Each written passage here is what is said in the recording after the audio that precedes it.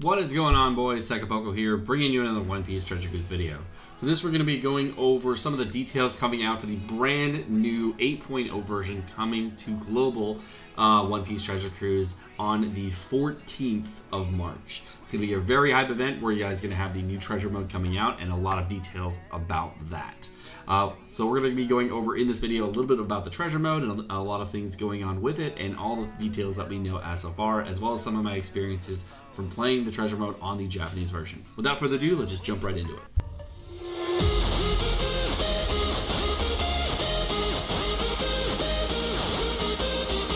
So let's talk about the treasure mode and all the details that we know so far for the global version and then some of the experiences on the Japanese version. So first off, the thing we have to know is that the treasure mode is coming on the 14th. A new treasure map is here. To celebrate its release, a special quest will be available with characters that explain all about the treasure map. Now, these were the beginner islands to talk about the treasure map. It told you a little bit about what's going on. They weren't super helpful, and the only real way of actually learning how the treasure mode works is by playing it. From March 16th through March 24th, there's going to be a treasure map countdown quest 1. From this, there's going to be, it looks like, a total of 4 countdown quests, and they're going to be available starting on the 16th, 17th, 18th, and 19th, all the way through the 24th. What this suggests to me is that they're going to be the mini bosses or some of the small details on the treasure map, and they might be somewhat helpful, might not be. I don't really remember these too much on the Japanese version. It's been so long, but I do know that I really didn't know how to do treasure mode at all until we got into the treasure map and started playing it itself. Now, what we know is each of these quests can only be played once, and they've added in the version 8.0 that there's going to be a new treasure map. Character data download will now occur individually as required instead of downloading at the start of the app, which is actually good. They actually just implemented this character data download thing on the Japanese version. It sounds kind of bad because you have to, whenever you load a character, it now needs to load that character, but it does speed up load times in other areas because it's not loading everything at once, and it makes the game a little bit smoother. So it is a little bit annoying when you're pulling up a character you haven't used in a while in order to just figure out their stats. Then it's not terrible. It's probably like a 5-second wait whenever you have to get a new character out that you haven't used in a while. But most times you don't have to do that. You're just playing the game. It actually speeds up farming and a lot of other things, so that's nice. They're also adding characters that can limit break and other minor bug fixes. It might be the second batch of limit break characters that are coming out to the global version. Not really sure, but they're going to let us know at a later date. We also know for version 8.0, a new adventure begins and the treasure map is here. What you can see is that there's going to be 3 different islands. There's going to be one, you can see right over here, another one right over here, and the last one way over here. Now, each of these islands denotes a different island where you're going to fight different bosses. In the first treasure map, you basically had to go through one run of the treasure map early on and fight 4 mini bosses and then fight a boss that was completely different than the original boss. Then a second set of islands doing the same thing, and finally the one you actually farm. And they are unlockable islands, so you have to play the initial island, then the second island, and then the third and final island in order to be able to play the treasure mode. Now, the way the treasure mode works, you can see that here there's going to be a dial, these 1 through 5. Now, this 1 through 5 denotes exactly what you're going to spin to get as a number of spaces to move. Now, this spinning mechanic uses a completely separate stamina bar than your normal stamina bar. And the stamina overflow for that is separate from the stamina overflow for your normal stamina bar. If you gem for stamina for your treasure map navigation, then it will not increase the amount of stamina you get in the normal amount of stamina. It will just be treasure map stamina, so it's a little different. When you're in the adventure mode, you're going to collect treasure points to get treasure map rewards based on your points. You're going to be able to get the limit break tablets, going to get limit break crystals, limit break potions, etc. And they're going to be all RNG based depending on what difficulty you're in, whether you're in the East Blue League, whether you're in the New World League. They're all going to be completely different depending on what league you're in and just what your RNG is. Overall, the drop rates are okay in the New World. They're decent. And in the other leagues, I have no experience there, but I've heard that they're okay as well. They're not terrible. They are as expected. Now, here's what I was talking about for the stamina. You're going to use the log pose, which is basically this little thing over here in the top left. and it's going to spin and get you a number 1 through 5, which will allow you to move a specific number of spaces.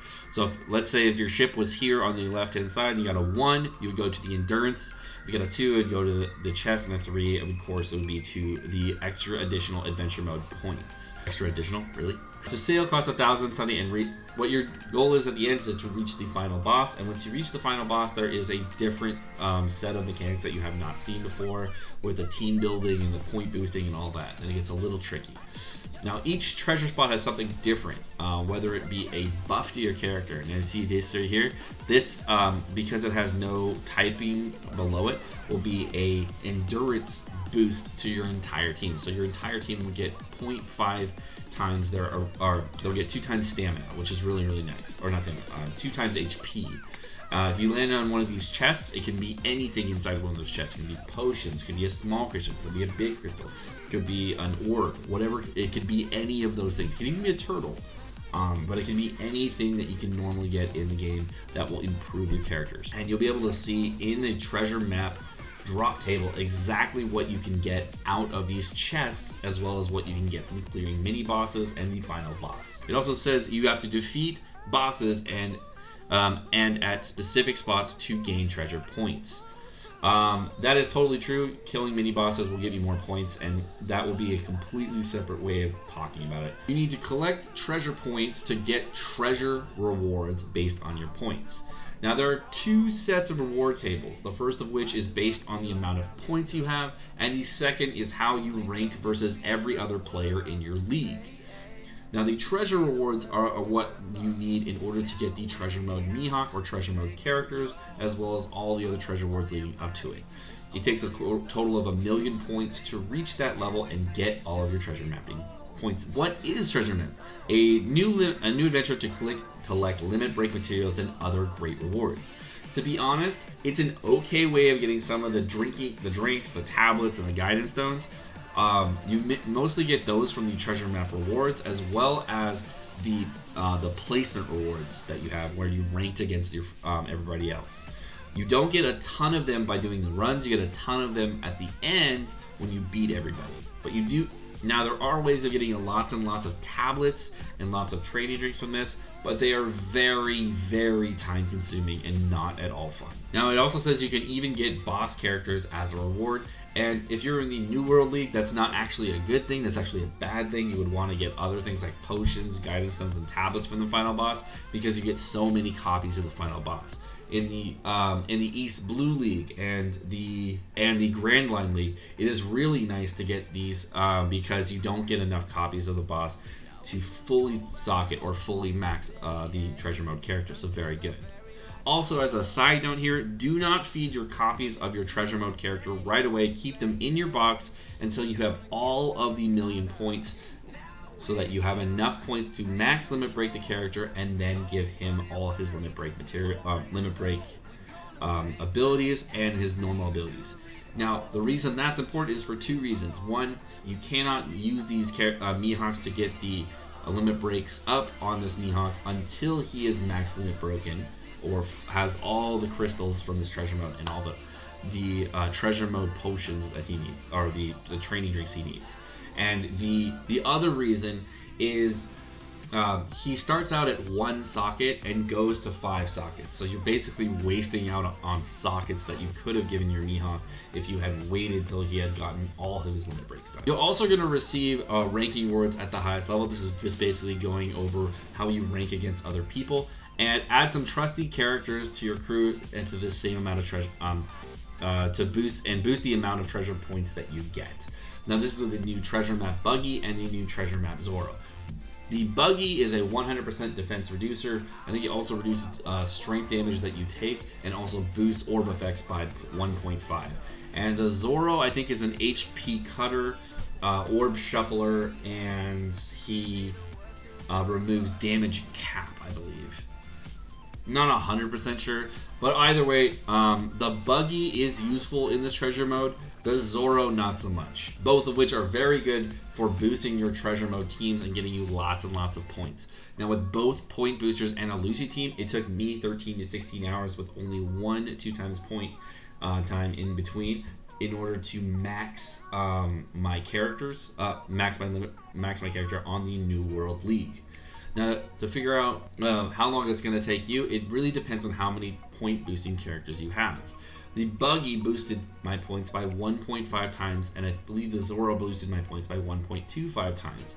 And the Lucy boosted my points by 1.2, and there was a couple other units that I used in between that also boosted my team in order to get me lots and lots of points. It may take you significantly longer to get all your points for your treasure mode, especially if you don't pull for these treasure mode units. Now, luckily for us on the Japanese version, these two characters were available on the Lucy Sugo Fest, where we had free pulls to get them, as well as did lots of multis to get them because of how good the Lucy Sugo Fest was, so it's a little different. Now, you can also get great limit break courses such as limit break by playing each treasure map, and each character that can limit break will earn mastery points that when a character clears the treasure map. Now, what that means is that if you are doing the treasure mode and you're trying to get more limit break XP instead of using the potions, you can bring random characters on your team instead of getting your points for boosting, getting a higher multiplier in order to get those limit break XP. They get a small amount of XP per boss that you kill. It's not a very large amount. It would take you a very long time to max out your normal units with just the limit break. So know that if you are trying to do it that way, it may be very time consuming and you may not enjoy doing that. To play the treasure map and a separate stamina called sailing stamina, they're calling it stadium stamina. We had a navigation bar on Japanese version, depending on what you call it, doesn't really matter. But for details about trusted characters, please check the in-game notice. For details on how to play treasure map, please take the tutorial and help for treasure map. Now, I already have lots of guides for the all the treasure modes out already. So if you did need a guide for the treasure mode Mihawk, it'll be in the card description above, as well as the link at the end of the video if you guys do need that on how I actually cleared the Mihawk and all the things there. It is kind of a lengthy video, and it gives a full playthrough of me doing the treasure mode, so you'll actually be able to see what I was doing in separate sections before it comes out for you guys itself. Alright guys, well that's going to do it for this episode of One Piece Treasure Troop News for the global version. My name is Sekapoko. Thank you so much for watching. I hope you guys enjoyed the video. If you guys did enjoy the video, make sure you smack the like button down below, as well as the subscribe button down below, so we get lots of support in the channel, and of course, keep the channel growing. If you guys do want to get notifications on all my videos, make sure you hit the bell notification right next to it, so you guys get notifications every time I drop a video. Have a great rest of your day, guys. Peace.